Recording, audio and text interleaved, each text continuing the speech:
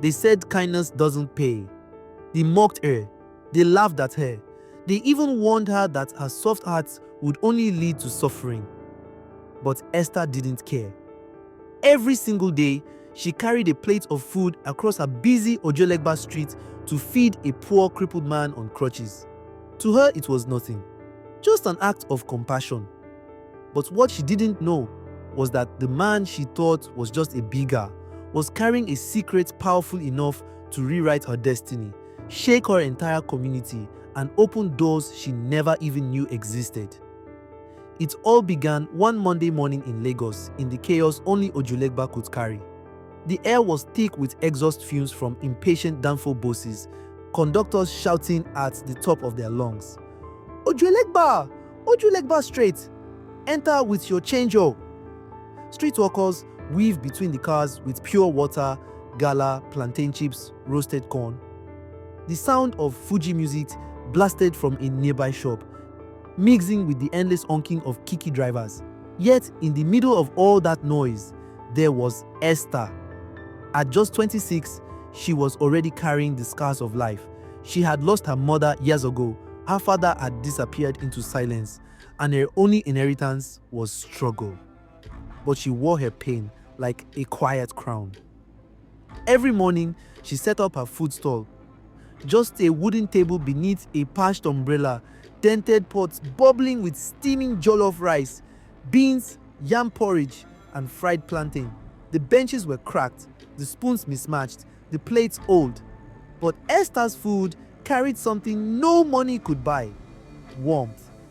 The kind that came from her heart. That was the day she first saw him. He sat across the street, thin and frail, his shirt hanging loosely over his bones, his beard rough and unkempt. His crutches leaned against the wall beside him, and one leg bent awkwardly, twisted as though fate had broken it long ago. But what struck Esther most was not his body. It was his eyes, sharp, haunting, filled with hunger and dignity all at once. He didn't beg, he didn't speak, he didn't stretch out his hand like the others under the bridge. He just sat, watching quietly. Their eyes met. For a moment, Esther felt her chest tighten. She scooped a plate of rice, added fried plantain, and carried it across the busy road. "Here," she whispered, placing it in his hand. The man looked up at her. His lips trembled, and in a voice rough but deep, he whispered, "Thank you." And then he ate. Not like a beggar grabbing crumbs, but like a man tasting life itself. That was the beginning. The next day he came again, and the next, and every day after, always in the same spot, always silent, always waiting. And Esther, without fail, made sure there was food for him. People mocked her. "Esther, your kindness done too much oh," one woman sneered. "Na crippled beggar you want marry." Another food seller scoffed. "Better use that rice to find paying customers. This one no go ever give you 1 naira. But Esther never listened. She didn't do it for gain. She didn't do it for praise. She did it because, in her words, "If I have, nobody around me should starve." Weeks melted into months. Slowly, she began to notice strange things about him. Sometimes, he disappeared for days, and when he returned, his beard would be neatly trimmed, his shirt clean, his eyes sharp. Other times, when he thought she wasn't looking, she caught a flicker of sorrow in his expression, a weight carried deep in his soul. Then came the night that changed everything. The rain poured heavily, flooding Ojuelegba streets. Esther had just packed her pots when she realized he hadn't come all day. Something inside her tugged, refusing to let her walk away. She asked around.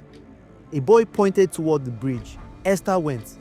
The smell of urine and damp filled the air under the bridge.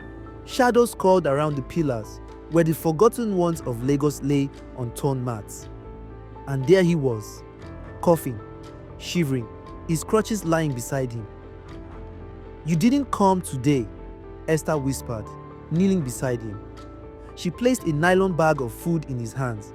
He struggled to sit up, his fingers trembling as they clutched the bag. Their eyes met, and in his voice, heavy with meaning, he said, You don't know who I am, but one day you will. Her heart raced. She frowned, confused, but she stayed, watching him eat until the rain softened into a drizzle. She never forgot his words. The weeks that followed carried more mystery. Sometimes he vanished for a week, and when he returned, he seemed sharper, almost regal, though still dressed in rags. Sometimes she found him staring at her, not with hunger, but with something else, something that felt like knowing. Then came the day the truth could no longer stay hidden. It was a Saturday morning. Esther was arranging her pots when two black jeeps rolled into the street. Their tinted windows glimmered in the sun, and the sound of their engines silenced the chaos around. Men in dark suits stepped out, scanning the area like hawks. The whole street froze. And then, the beggar stepped out, but he was no longer a beggar. He wore a spotless white agbada embroidered with gold, his beard neatly trimmed, his head lifted high, his crutches were gone, replaced by a polished ebony walking stick. The man everyone mocked as a cripple walked with authority. Gasps filled the air. Ah, Nalai, is that not the beggar? Jesus, what's happening here? Esther's hand shook. The spoon in her hand dropped to the ground. He walked toward her. The same man she had fed day after day now carried himself like a king. When he stood before her, he smiled. The same smile from that first day. My name, he said, his voice rich and commanding, is Chief Adewale, and I am not who you thought I was. The crowd erupted in murmurs. Esther could barely breathe. For months, I came here in disguise, he continued. I wanted to know if true kindness still exists in this city, if anyone would give without expecting. And you, Esther, you gave. Day after day, you fed me while others mocked. You gave when no one else cared. The crowd fell silent. Shame filled the faces of those who had laughed at her. Chief Adewale signaled to one of his men. A large brown envelope was placed in Esther's trembling hands. Inside, he said softly, are the documents to your new restaurant. Fully equipped. From today, you are no longer a roadside seller. You are the owner of a place worthy of your spirit. Esther gasped. Her knees buckled. Tears flooded her eyes. Why me? She whispered. Chief Adewale's gaze softened. Because your mother once did the same for me. Many years ago, when I was nothing, she fed me, she saved me, and I swore one day I would do the same for her child. Esther, you are her daughter. The word spun. Esther dropped to her knees, sobbing. Her mother, the woman she thought had left only memories, had planted the seed of her blessing. But that was only the beginning. From that day, her life shifted. The restaurant opened, bigger than anything she had ever dreamed. But with new blessings came new battles. The same people who mocked her now envied her. Competitors plotted against her. Old friends turned cold. And as she stepped into Chief Adewale's world of wealth and influence, Esther discovered secrets about her mother's past. Secrets of betrayal, sacrifice, and promises kept in silence. Enemies rose. Tests came. Esther faced temptations that threatened to corrupt her kindness. But through every storm, she remembered the lesson. Kindness is never wasted.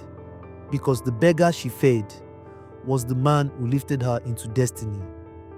The end. Thanks for watching. Subscribe now for more stories. Like, share, and comment your thoughts below.